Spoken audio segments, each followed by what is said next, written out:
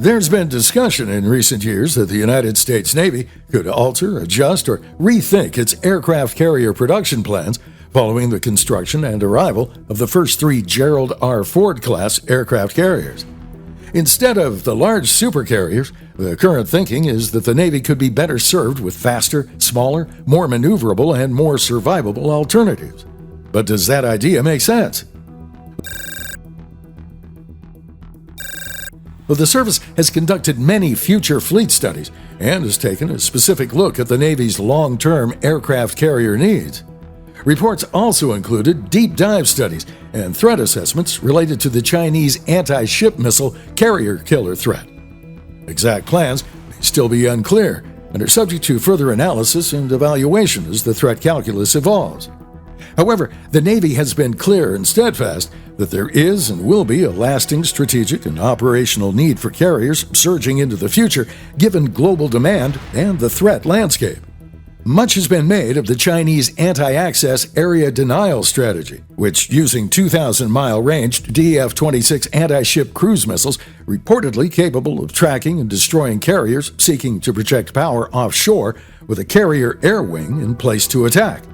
The actual ability of these missiles to succeed in destroying carriers, however, remains a bit of an open question, given that there may be much unknown about the DF-26's ability to hit moving targets, achieve requisite guidance, and overcome the Navy's growing suite of layered ship defenses.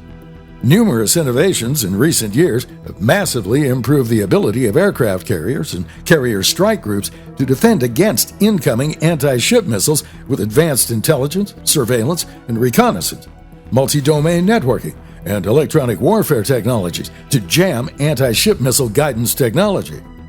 Navy carrier battle groups have also upgraded interceptor missiles and new weapons such as lasers able to incinerate, derail, or destroy incoming anti-ship missiles as well.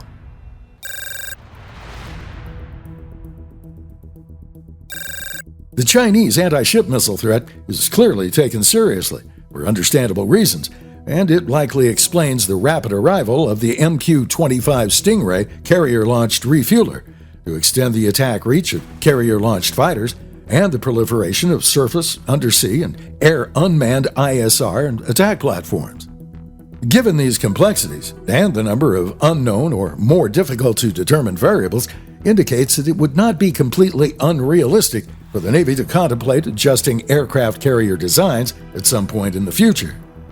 Warrior Maven Center for Military Modernization senior naval analyst William Cummings, a former nuclear-trained U.S. Navy submarine machinist, says the Navy might well be served to consider reducing the number of its large-deck carriers in favor of submarines, destroyers, and other future weapons.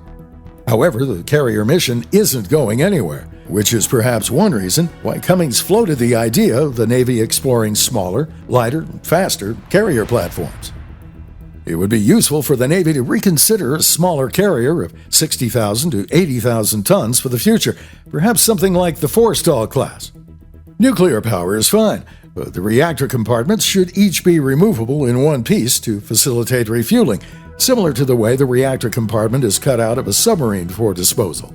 This should dramatically shorten the average 4-year time frame required for overhaul and refueling, although it might require going back to 4 reactors per ship to keep them small enough for easy removal, Cummings told Warrior Maven. The opinions expressed in this editorial are those of the author, not necessarily of this presenter. I'm a paid announcer.